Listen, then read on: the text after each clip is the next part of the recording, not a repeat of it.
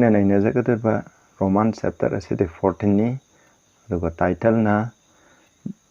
Doubtful disputable things adi Chingnaba yetnariba hiramsing koina Chingnaba yaba yetnariba hiramsing adugi maramda aikoina Romans 14 dane sim kudamoina koina nganungba numi ngakpa yai hana mina haiba koina punamak saba yai na haibase masigi maramda Romans na kari hairi haibadugi maramda aikoina nainaminasi ahanbada aikoi ishora pathana tawse sagada leba ipa ishoya thaga sarepa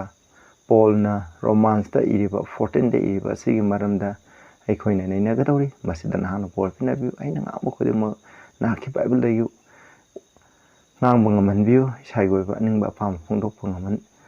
ngamanbiganu tariba mipum khudinda sunahaki mapanaidaba Paul da pinabiu Prabhu Jesu Christa gi minda khuramjari amen aikoi paminase Romans 14:1-4 ahanbada paminase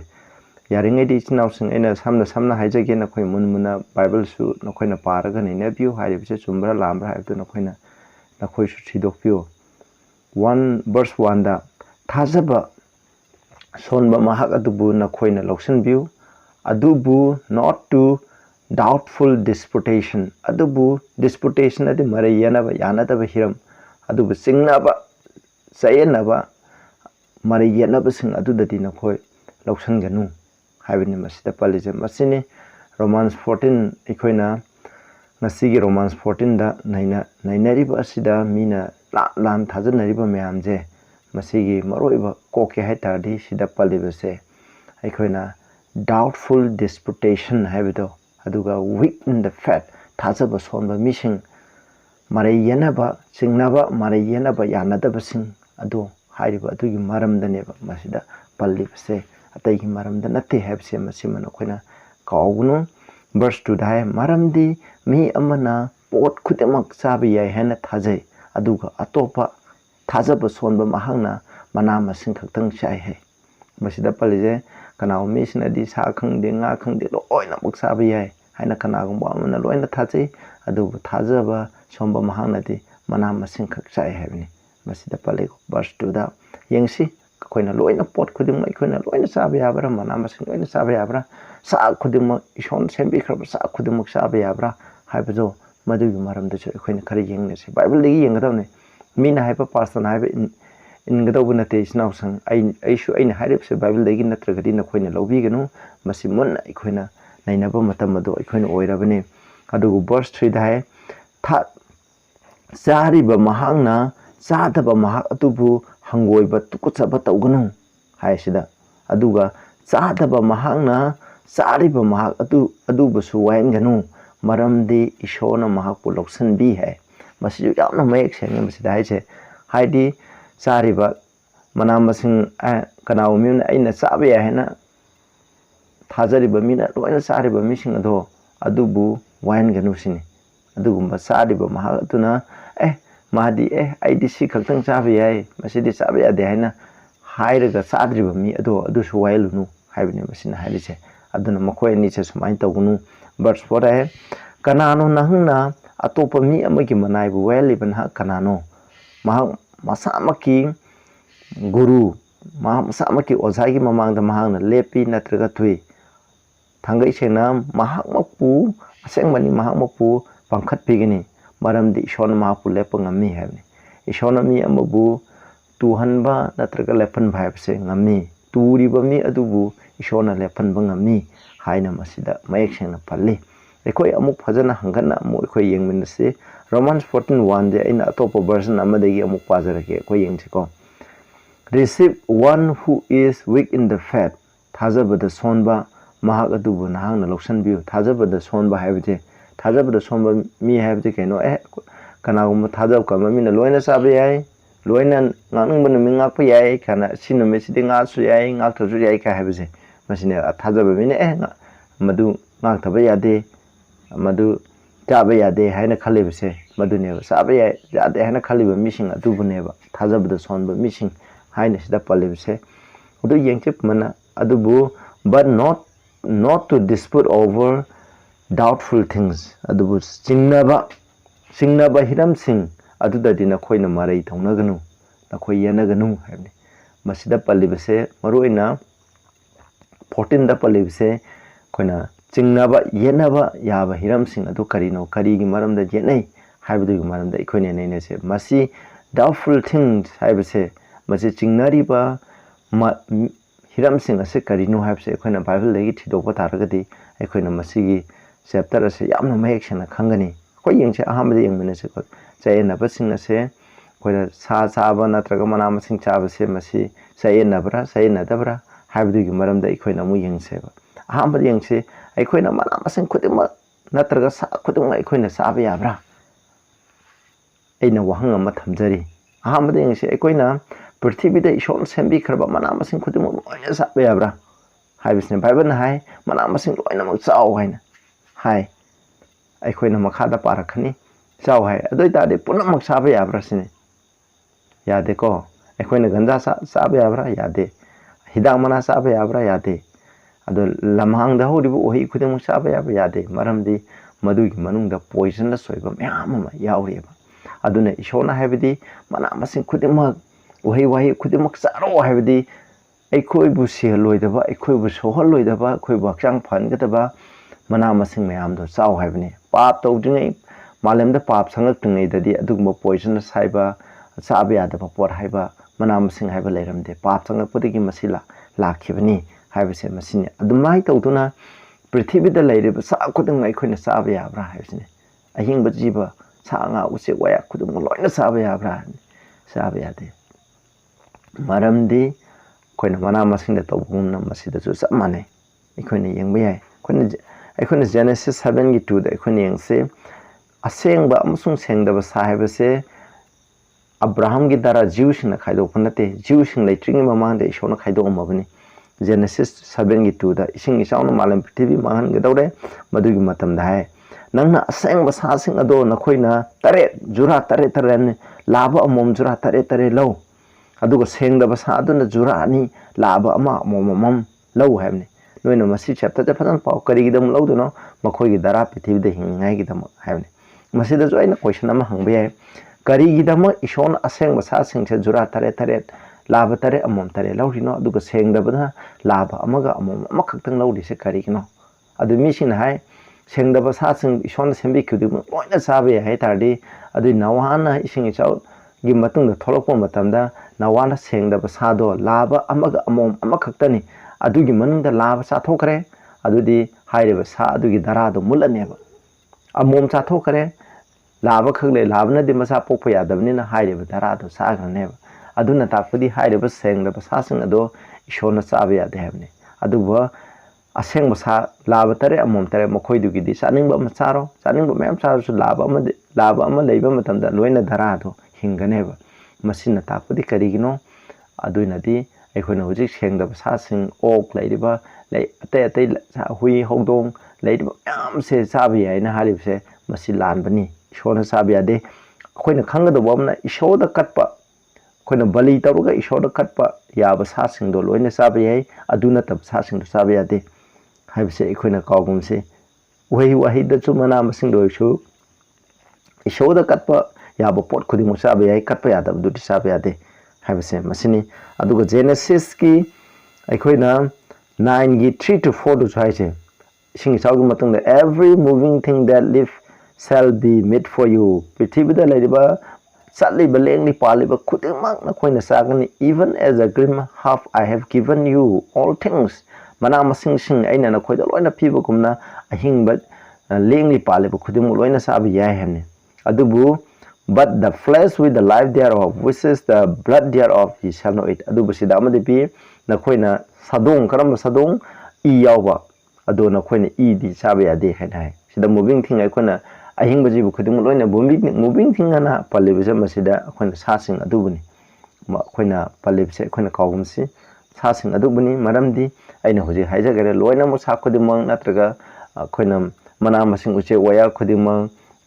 kaujeng tin kang khudimang loina sabe yabra haibidi khona sabe yade sabe yaba ishona phajana khaido masigi maramda khona khangedi Leviticus 11 phajana pabiro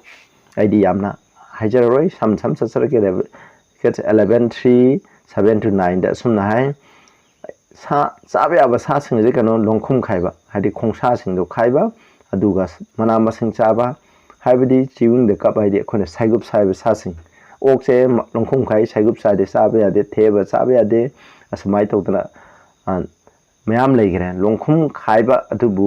मना मसिंग चाबा साइगुप साइदबा सासिंग अमथ चाबा यादे सन चाबा याइ अदुगा verse 7 दा okay चाबा यादे है मादिमा लोंखुम खाइ अदुबु मा साइगुप साइदे हाइदि नापी चादे नापी चारसु साइगुप साइदबा चाबा यादे हाइ मसिना हाइमी अदुबु हाइरिबा सेंगबा सासिंगे मखोइगी मसाफाव सोकपा यादे चारोइदबनि मसाफाव सेकपा यादे सोअदि नखोइ सेंगी हाइ असिबा मसाबनि मसिदा हाइजे अदुगा समाइ तय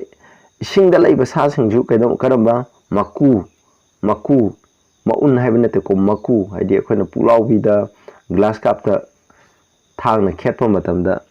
राउंड मयाम थोलैदो अदु Panba अदुगा मसाइगुप यावबा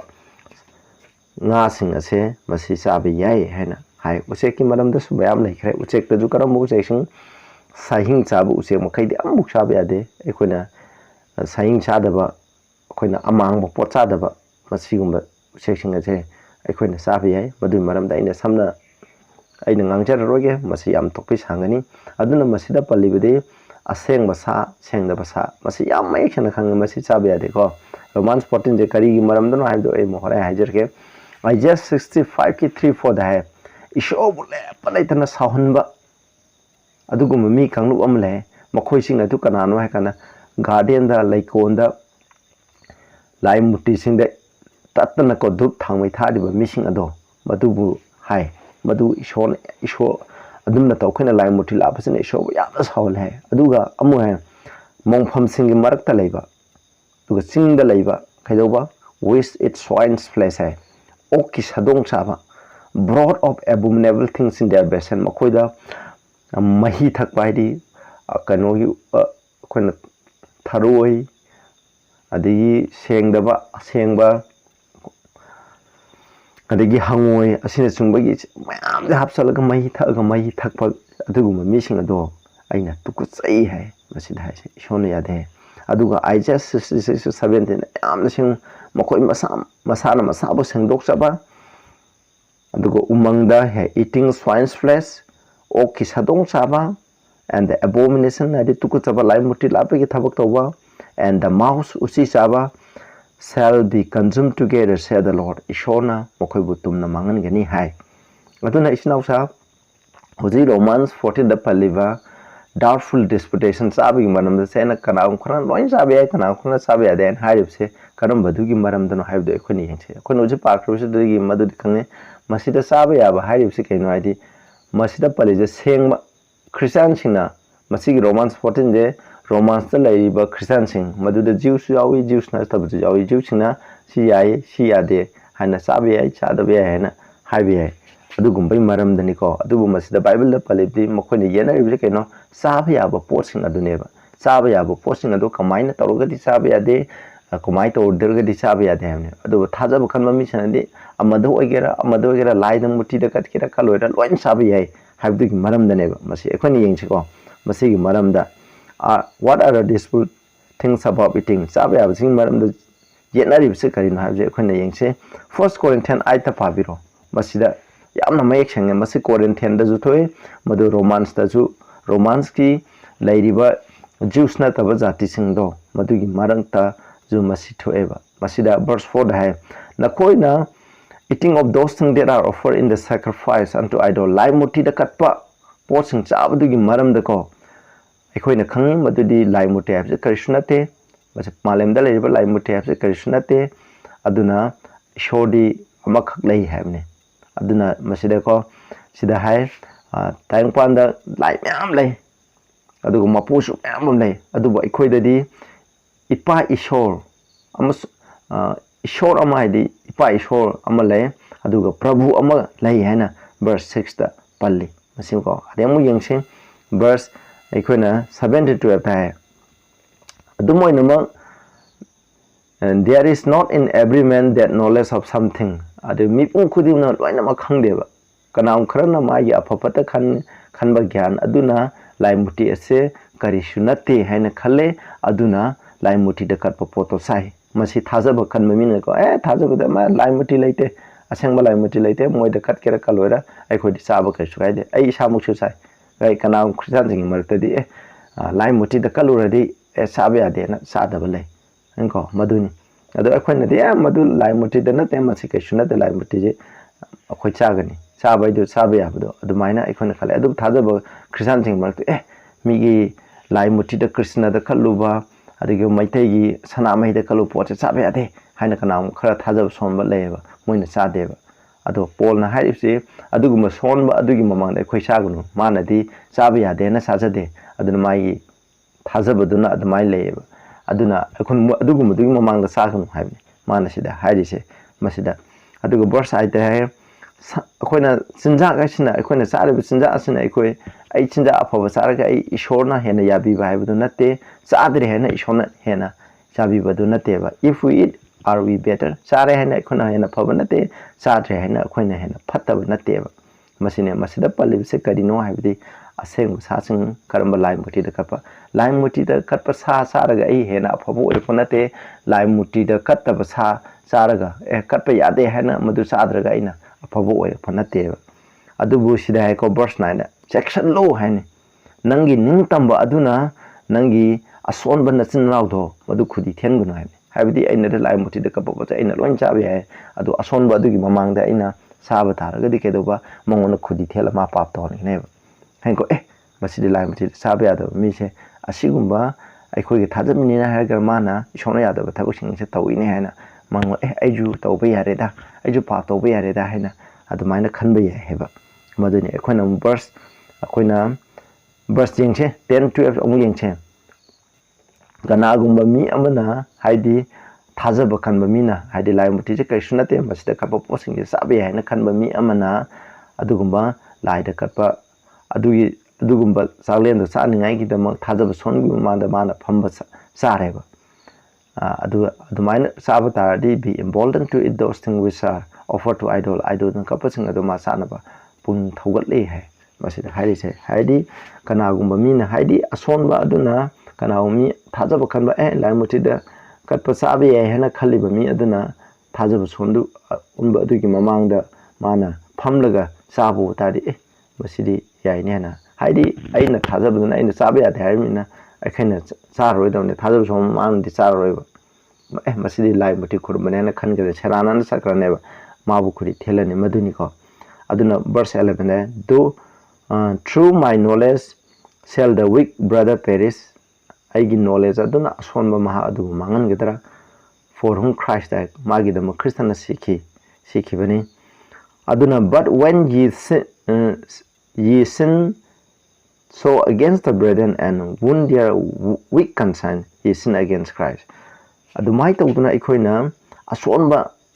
conscience hadi thajaba sonba mi adugi apapati gyan ado sonba mi adugi maikta nangna pap taw tardi ikhon Christ gi maikta pap tawbani habni aduna pola makhada de aduna aina kaidonung da sa roi habni baramdi masina khudi thenga dabu oiradi habte masina mahana palle aduna masigi maramda ikoina huje palle bethe koina loina sa khudum loina sabe yare haibado madudi natte ko sinausa masida palle bethe lai muti da katpa posing sabe yai yade haibadugi maramdane masi shona sengkraba sabe yai yade loina mak puthibida leba khudum mose loin sabe yai yade haibadugi maramda natteba ishona amang aseng haibisi sengba asengba sa sengdaba sa sabe yaba manam sing sabe yada haibisi de mayek sengna ishona khangan khre haibisine mathangda akoina aroi bidang uchalase Romans 14 gi 5 6 ko masi ju amna sayenaba misina lawe aduna sidai one man kanaguma mi amana esteem one day above another haidi numit sayol amda numit tare ne lai tare ne sing manungdan amakhaktam bu kana mi amna wangna thangkali haidi mana ikai khumnei another esteem everyday alai adugo mi khudimuna numit sayol magi manungda leiba numit tare cha manana lawe adu let every man be fully persuaded in his own mind heko masida ina sumpalam ni ko mi khudim cha manan lawi hamne masina aduna mi khudima let every man be fully persuaded in house man mi pung khudum na maki masai ki pung da ko mapung phana chap sana thaja lu ja halu hamne He that regarded the day regarded it not regarded it unto the Lord. Numit adubu ikai kumnariba ngakliba mahangna madu ishoda ngakpani. Numit adubu ngaktraba mahangna ngaktaba mahangna su to the Lord he do not regard it. Ishoda chuma masing ngakte. He that eateth to the Lord. Chariba mahangna su ishoda the chai. For he giveth thanks mahangna ishoda tagali, and he that eateth not to the Lord he eateth not mahangna ishoda sade and giveth thanks. Verse 6 da yam pa ngasai chabdo. Akoina chaba mina su isho tagali sadaba mina su isho tagali habni. Masida mayak pale sai. Aduna akoina ishona akoina amangba shengdaba sa charaga akoina isho tagali habsidi yade. Masida pale bisidi akoina ngasai gi lai muti aseng masa oiba lai muti de khatdo. Adu charaga chu aina thajaba kanba aina di kaisu kaide na madu sabni adu ishoda thagat pi samane kaisu kaide adubu lai muti da kat pa sado sadaba matamda aikoina maduju ishoda sadabni adubu ishori thagaleba animona ishobu punama tawje ishona yabi bane masida palide ishona yabi ba adu bible da ishona yabi da ba myamam leba oksa sabaje ishona yade sengdaba amang sa sabaje ishona yade aduga fat ka blood ka sabaje ishona yade haibse masine masi kawbse sumai tawdana aikoina sayol amai kanaguma marsi gi barsinga se hare kanagumna sayol amai gi manungda nangba numin ngakpa yai numit ama sem ngakpa yai aduga aikoina tawning bata sabar haibse any numit ama sabar haibse nomajing do orjai ning do abdo orjai any numit ama da aikoina sabar che ngakpa yai na kanagum khale madu natte masida palebse aikoina yengchego isogi tareni suba sabar asidi amna sengre masi shona mana claim tawre 7 day is the Sabbath of the Lord thy God. Exodus 20 8 to 12 tan okhan paw khangani masidai de tareni shuba habni tareni shuba Sabbath ahan ba habne te ahan badi numajing ujimina numajing de Christian sing na sabaring ane masi Bible da yaude phangde masi aikhone tareni shuba Sabbath se masi nang na sen ngak kadabni masi na ki na sana su sing thabak to ya de tareni shuba Sabbath Bible na ishona claim to ba Sabbath se tareni shuba Sabbath ne numajing numinate Verse 13 da hai ko Isaiah 50 ai ke 13 da hai masibu kai hai ke my holy day a delight the holy of the Lord hai ishogi apamba asengba ishogi asengba numit asengba sabat hai na kawe ba my holy day hai shona hai ni sayol amagi numit tari ni lai basi gi manung da ishona aseng aigi asengba numit aigi numit hai na claim to base tare ni shuba thangja numine nomajing numit natte hai se Bible dam yamna mayek cheng masi aduna Romans 14 gi koina 5-6 ta iriba kana umi amna numit adu ngai kana umna numit ngak ta habse masi sabat ki maram dara natte ba madu gi maram da koina yengche ba sabat habse koina yengche koina yemna se mark 2 gi 27-28 ta so hai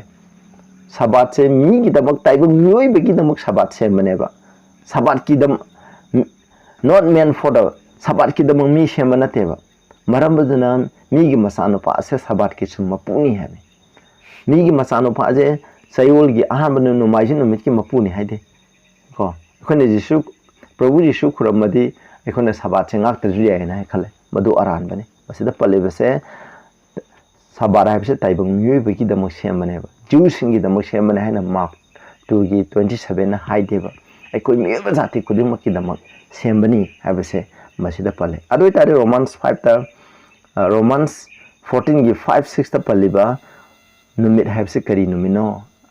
mi amana nga suyaba mi amana ngak tar suyaba ngak pa mi duna su isho thagat pa ngak ta mi duna su isho thagat pa madugi numit ado kari no habse aikhoine yengche ba Bible da ko 7 day sabat masidi weekly gi sabat habse isho na ngak ta ba yada ba sabat am oikhre masina taba Jewsna makoi da ko sengi haiba numit khara laireba madugi maramdane ba hojiti aikoi da sengdreba shorna haiba matamda di Jewsingi matamda Prabhu Jesu Krishna cross sidringe mamangde haiba numisinge Juna Jehudi singna masi asengba numine na makoina tawe sabata tawbugum numkoina samana na tawe do haiba numising ado karino aikoi yengseba akoi ai samna na koi Leviticus list alone 23 jana koina phajna paro masida paliba asengba numising ase sayolgi ꯑꯩꯈꯣꯏꯅ ꯇꯔꯦꯠꯅꯤ ꯁꯨꯕ ꯁꯕꯥꯠꯁꯦ ꯃꯁꯤ ꯃꯁꯦꯡꯉꯦ ꯁꯤꯅꯠꯇꯕ ꯑꯁꯦꯡꯕ ꯅꯨꯃꯤꯠ ꯃꯌꯥꯝ ꯂꯩ ꯃꯗꯨꯗꯤ ꯀꯔꯤꯅꯣ ꯑꯩ ꯁꯝꯅ ꯍꯥꯏꯖꯔꯛꯀꯦ ꯅꯈꯣꯏ ꯌꯦꯡꯕꯤꯌꯨ 20 ꯑꯩꯅ ꯁꯝꯅ ꯍꯥꯏꯖꯔꯛꯀꯅꯤ 23ꯒꯤ 24 ꯅꯈꯣꯏꯅ ꯑꯍꯥꯟꯕ ꯚꯔꯁ ꯄꯥꯕ ꯍꯧꯕ ꯃꯇꯝꯗꯒꯤ ꯄꯥꯁ ꯑꯣꯚꯔꯗ ꯑꯩꯈꯣꯏꯅ ꯍꯞꯇꯥ ꯑꯃ ꯄꯥꯁ ꯑꯣꯚꯔ ꯇꯧꯒꯅꯤ ꯃꯁꯤꯒꯤ ꯄꯥꯁ ꯑꯣꯚꯔꯁꯦ 14 ꯗꯦ ꯑꯗ 14 ꯑꯕꯤꯕꯇ ꯇꯧꯔꯦ ꯑꯁꯨꯃꯥꯏꯅ ꯇꯧꯗꯅ ꯃꯁꯤꯒꯤ ꯑꯍꯥꯟꯕ ꯄꯥꯁ ꯑꯣꯚꯔꯒꯤ ꯑꯍꯥꯟꯕ numitto sengi aroiba numitto amu sengi pentecost matunda pentecost asisu sengi pentecost ki numitse thabak suba yade masi asangba numine pentecost ay sai khudingi chamana lakpa nate pentecost ki matam lere aduga blowing of trumpet hadi deho betomen lakadorne haina 7 man ki first day je masi akoina sida 24 da haije in the first day of the month enko in the 7th month in the first day have say ye shall have a sabbath ama laigini ham sabbath abi thabak suba yada pothaba chawol gi sabbath ham nate ko ceremonial sabbath lai masi akoina Colossians 2 gi akoina Colossians 2 gi 14 15 16 da su palebne adu maramda I noma ngangjarke maduni sida sabbath abi ceremonial sabbath ham masi ko ama lai masi trumpet khongba holy convocation masi thabak suba yade masi numitse amu chengeba masi ne ko adu ga mu 32 nomai it shall be unto you a Sabbath of rest. Ye shall afflict in the 9th day of the month at even have say from even unto adu 7 month gi 10 day dana day of eton pangthoeba aduga 9 months dana nakoi pungning ko aikoina isoda aikoi pap sing haidok charaga pungning hongnaga laigidamne masigi mise Sabbath maneba masi asengba numit amane haba masini 39 da amai ko in this 15th day of 7 month 7 mangi trangwa suba manda when ye gather in the fruit of the land nakoi labukta thabo mahimun khomjam mamatanda ye shall keep a feast unto the Lord 7 day on the first day shall be madugi ahan numita sabar ogini on the 8th day shall be a sabar hai sidasu masi akhona feast of tabernacle haina khane masi gi ahan numika nipani suba numika je sabar ogini heba masi seng nga khane sayol gi sabar hai nate ko masi gi numit sing ase akhona tha ma gi moi Jew sing gi 30 day na numit kuntrani na tha ma semane sahi amda numit sawum phuni le akhoi maitai sing gi calendar leje siga samane masi akhona lunar calendar je masina oibne ba haiba numit cha mana na ta deba Dio entomen haiba sisu adu numit ta de blowing trumpet haiba same day da ama kaidong da taroi masiko masini adubu haiba numit festival tare lei haiba festival tare ki shona senge haiba numit sing asina tariba numit sing ado asengba numit haiba masi any chayol amagi numit ta tabe thang numit taraga dimudu akhona weekly sabat ki manung changani numai sing numit tabe ni do aba tabe lewa ko da tabe haiba adu haiba numit sing ado senge ba Jew singi maduni sida akhona verse 23 gi 37 38 yin these are the feasts of the Lord haiba sing jen na khona aina samjangram ni ko ichnaw sing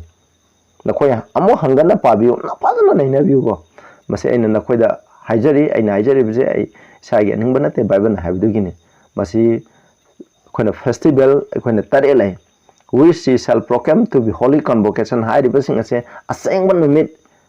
thabak suba yadaba khoi mayam tinagadabne to offer aduna ishoda ban offering kat kadaba masi yam lere madu samjun dharge and everything upon this day adu verse khona 38 beside the sabbaths of the Lord ishogi sabbath sing habidi ishogi weekly sabbath sing je adu ki sum mathakta beside your gift beside all your gift beside all free will which he give unto the Lord aduna sabbath sing khona sayol gi sabbath sing alibje masi mathakta hairiba feast of akhona ishogi festival taret ki manung da lairiba asengba numising mokoina taba ishona sengi na laptop ki numising ase basiju no koi seng ngakadabani haina masida palleba isinausa aduna masidagi akhona pakraba texting asidagi akhona action khang madudi Roman chapter 5 ki Roman chapter 14 ki 5 6 na hairiba mi amana numit amabu ngakpa yai adu kanau mi amna ngakte kanap chamana ngai haibse masine Prabhu Yesu Krishna sigrba matungda de Paul na haije Christian oiba ekoina hairiba festival se kana Passover piti benje sena nga asu yai ngak thuju yai habne madu ngak thare haiduna aikoi shoda pap tawre habe nate shot thagate habe yadeba ngai haina ekoina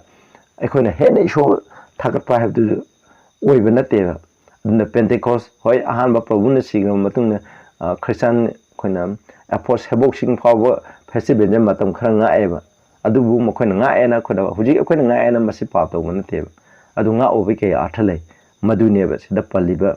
ꯃꯌꯥꯝ ꯑꯁꯤ ꯏꯆꯤꯟ ꯏꯅꯥꯎꯁꯤꯡ ꯃꯗꯨꯗ ꯁꯦꯡꯅ ꯉꯥꯛꯏꯕ ꯃꯗꯨꯒꯤ ꯑꯁꯦꯡꯕ ꯅꯨꯃꯤꯠꯁꯤꯡꯗꯣ ꯑꯩꯈꯣꯏꯅ ꯍꯧꯖꯤꯛ ꯉꯥꯛꯇ꯭ꯔꯦ ꯍꯥꯏꯅ ꯑꯩꯈꯣꯏꯅ ꯄꯥꯞ ꯇꯧꯕ ꯅꯠꯇꯦꯕ ꯍꯣꯏ ꯖꯤꯌꯨꯗꯤꯁꯤꯡꯅ ꯄ꯭ꯔꯚꯨ ꯌꯤꯁꯨꯒꯤꯗ ꯁꯤꯗ꯭ꯔꯒꯗꯤ ꯃꯗꯨ ꯌꯥꯝ ꯁꯦꯔꯤꯌꯁ ꯑꯣꯏꯔꯝꯃꯦꯕ ꯍꯧꯖꯤꯛ ꯃꯇꯝꯗꯗꯤ ꯄꯨꯝꯅꯃꯛꯇ ꯄ꯭ꯔꯚꯨꯗ ꯊꯨꯡꯈ꯭ꯔꯕꯅꯤꯅ ꯑꯩꯈꯣꯏꯅ ꯃꯗꯨꯒꯤ ꯅꯨꯃꯤꯠꯁꯤꯡ ꯑꯗꯨ ꯑꯩꯈꯣꯏꯅ ꯍꯧꯖꯤꯛ ꯉꯥꯛꯄꯒꯤ ꯑꯔꯊ ꯂꯩꯇꯦ ꯍꯥꯏꯕꯅꯤ ꯉꯥꯛꯁꯨ ꯌꯥꯏ ꯑꯗꯨꯕꯨ ꯀꯥꯟꯅꯗ꯭ꯔꯦꯕ ꯍꯧꯖꯤꯛ ꯑꯩꯈꯣꯏꯅ ꯉꯥꯛꯄꯒꯤ ꯑꯔꯊ ꯇꯥꯏꯗꯦ ꯑꯗꯨꯕꯨ ꯆꯌꯣꯜꯒꯤ 13ꯁꯨꯕ ꯁꯕꯥꯠ ꯑꯁꯤꯗꯤ ꯑꯩꯈꯣꯏꯅ ꯉꯥꯛꯇꯕ ꯌꯥꯗꯦ ꯍꯥꯏꯕꯁꯤꯅꯦꯕ ꯑꯁꯨꯃꯥꯏꯅ ꯇꯧꯗꯅ ꯆꯥꯕꯁꯨ ꯀꯔꯝꯕ ꯃꯁꯤꯒꯤ ꯇꯣꯄꯤꯛ ꯑꯁꯤꯗ ꯄꯜꯂꯤꯕꯁꯦ ꯑꯩꯈꯣꯏꯅ ꯂꯥꯏ ꯃꯨꯔꯇꯤꯗ ꯀꯠꯄ ꯑꯗꯨꯅꯦꯕ ꯑꯁꯦꯡꯕ ꯁꯥꯁꯤꯡ ꯀꯅꯥꯒꯨꯝꯕ ꯈꯔꯅ ꯂꯥꯏ ꯃꯨꯔꯇꯤꯗ ꯀꯠꯂꯒꯗꯤ ꯆꯥꯕ ꯌꯥꯗꯦ ꯊꯥꯖꯕ ꯈꯟꯕ ꯃꯤꯅ ꯆꯥꯕ ꯌꯥꯏ ꯍꯥꯏꯕꯗꯨꯒꯤ ꯃꯔꯝꯗꯅꯦꯕ ꯃꯁꯤꯗ ꯌꯦꯠꯂꯤꯕꯁꯦ ꯃꯁꯤ ꯑꯩꯈꯣꯏꯅ ꯀꯥꯎꯒꯨꯝꯁꯤꯀꯣ ꯑꯩꯈꯣꯏꯅ ꯑꯔꯣꯏꯕ ꯑꯩꯈꯣꯏꯅ ꯕꯔꯁ ꯈꯔꯁꯦ ꯄꯥꯃꯤꯟꯅꯔꯁꯦ ꯑꯗꯨꯒ ꯂꯣꯏꯁꯤꯜꯂꯁꯦ None of us live unto himself ꯑꯩꯈꯣꯏ ꯈꯨꯗꯤꯡꯃꯛ ꯑꯩꯈꯣꯏ ꯏꯁꯥꯒꯤꯗꯃꯛ ꯍꯤꯡꯕ ꯅꯠꯇꯦ No man died to himself ꯑꯩꯈꯣꯏ ꯃꯤ ꯈꯨꯗꯤꯡꯃꯛꯅ ꯑꯩꯈꯣꯏ ꯃꯁꯥꯃꯛꯇ ꯁꯤꯖꯕ ꯅꯠꯇꯦ ꯑꯩꯈꯣꯏꯅ ꯍꯤꯡꯕ ꯑꯣꯏꯔꯁꯨ ꯑꯩꯈꯣꯏꯅ ꯏꯁꯣꯔꯗ ꯍꯤꯡꯁꯤ ꯑꯩꯈꯣꯏꯅ ꯁꯤꯕ ꯑꯣꯏꯔꯁꯨ ꯑꯩꯈꯣꯏꯅ ꯏꯁꯣꯔꯗ ꯁꯤꯁꯤ ꯁꯤꯗꯀꯣ whether we live therefore or die we are the Lord's ꯑꯩꯈꯣই ꯏꯁꯣꯔꯒꯤꯅꯤ ꯍꯥꯏꯕꯅꯤ ꯑꯩ ꯄꯥꯞ ꯇꯧꯔꯒ ꯁꯤꯔꯒ ꯑꯩꯅ ꯏꯁꯣꯔꯅ ꯌꯥꯗꯕ ꯊꯕꯛ ꯃꯌꯥꯝ ꯇꯧꯔꯒ ꯁꯤꯔꯒ ꯑꯩ ꯏꯁꯣꯔꯒꯤꯅꯤ ꯍꯥꯏꯕ ꯌꯥꯕ꯭ꯔꯣ ꯌꯥꯗꯦ ꯏꯁꯣꯔꯅ ꯉꯥꯎ ꯍꯥꯏꯕ ꯅꯨꯃꯤꯠꯇꯣ ꯉꯥꯛꯇ꯭ꯔꯒ ꯑꯇꯣꯞꯄ ꯉꯥꯡꯕ ꯅꯨꯃꯤꯠ ꯉꯥꯡꯂꯒ ꯑꯩ ꯏꯁꯣꯔꯒꯤꯅꯤ ꯍꯥꯏꯕ ꯌꯥꯕ꯭ꯔꯣ ꯌꯥꯗꯦ ꯑꯩꯅ ꯍꯥꯏꯕ ꯅꯠꯇꯦ ꯕꯥꯏꯕꯜꯅ ꯍꯥꯏꯕꯅꯤ verse 9ꯗ for to this end 하이디 end 하이디 마시 반담 시기다마 크리스천나 시비키 크리스천나 힌컷피키 하니까 and revive 힌컷키 that he might be Lord both of the dead and living ahingba amsung asiba misingidama ishor oiningaikidamane adu verse 10 pa why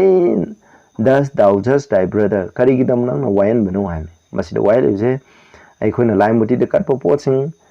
asomba miduna ko lai muti de kat potsing do sabe ade haraga thajaba khanba misina di chaba kesu ade harba moidu yena laireba ko akanba mising aduna sabe ya hena hairiba mising aduna nakoi chadaba nakoi pap tawre kaisu kaide hena ba ado amu asomba misina nakoi chare do yade pap tawe hena haiba adu do tawronu adumaina yenabado wayanabado tawraganu haibani sida haise why does thou set at not thy brother samai to no wayan aduna nangi na chana use kaisu na tabo heli karigino for we shall all stand before the judgment seat of Christ baram de koi prabhu jisu christ gi wayan phamba man de koi lepkani ha adun loisan jarege sinausin nasi gi moroina topic sida paliba Romans 14 gi 1 to 6 ta paliba ekhona loina sabi ya habse masi kari gi maram dano aseng lai muti de katpa aseng sa sing do loina sabi ya habni thajaba somba mising sabi ya de habni aduna saaba mina su saadaba mina su short thagale ke su kai blete sewol gi manga no mit amabu khana seng ngak pe ai amana seng ngak to ji have je masi karam mano mino ishona seng ya na jihudi gi matam da festival gi matam da tariba ishona seng ya hariba no missing ceremonial sabar oina ngak liba no missing do maduni hariba no mitudi ekoina seng na laru su ya seng na laru su ya ni adubu sewol gi tari ni suba sabar ishona ai ga seng mano mini haribse masi no mise seng da na lauraba ekoi pa ta tarani no majina mise seng ya na ishona bible da pande adu sengdaba no mise ekoina hoy ꯑꯩꯈꯣꯏꯅ ꯏꯁꯣꯔꯒꯤ ꯁꯕꯥꯠ ꯈꯣꯡꯒꯥꯏꯅꯔꯒ ꯃꯁꯤ ꯑꯣꯏꯅ ꯁꯦꯡꯅ ꯉꯥꯛꯄꯁꯤꯗꯤ ꯃꯁꯤ ꯄꯥꯞ ꯑꯃꯅꯤ ꯍꯥꯏꯕꯁꯤ ꯃꯁꯤ ꯀꯥꯎꯒꯅꯨ ꯇꯥꯕꯤꯕ ꯃꯌꯥꯝ ꯏꯁꯣꯔꯅ ꯕꯣꯔ ꯄꯤꯕꯁꯤꯅ ꯄ꯭ꯔꯊꯅꯥ ꯇꯧꯁꯦ ꯁꯔꯒꯗ ꯂꯩꯕꯤ ꯏꯄꯥ ꯏꯁꯣꯔ ꯌꯥꯝꯅ ꯃꯌꯦꯛ ꯁꯦꯡꯅ ꯕꯥꯏꯕꯜꯅ ꯍꯥꯏꯈ꯭ꯔꯦ ꯆꯌꯦꯠꯅꯔꯤꯕꯁꯤꯡ ꯑꯁꯦ ꯔꯣꯃꯥꯟ 14ꯒꯤ 1 to 6ꯇ ꯄꯜꯂꯤꯕ ꯃꯌꯥꯝꯁꯤ ꯃꯔꯝꯗ ꯈꯪꯍꯟꯕꯤꯕ ꯑꯁꯤ ꯅꯝ ꯊꯥꯒꯠꯆꯔꯦ ꯇꯥꯔꯤꯕ ꯏꯆꯤꯟ ꯏꯅꯥꯎꯁꯤꯡꯅꯁꯨ ꯃꯄꯥꯟ ꯅꯥꯏꯗꯕ ꯕꯣꯔꯗ ꯄꯤꯅꯕꯤꯌꯨ ꯄ꯭ꯔꯚꯨ ꯖꯤꯁꯨꯒꯤ ꯃꯤꯡꯗ ꯈꯨꯔꯨꯝꯖꯔꯤ ꯑꯥꯃꯦꯟ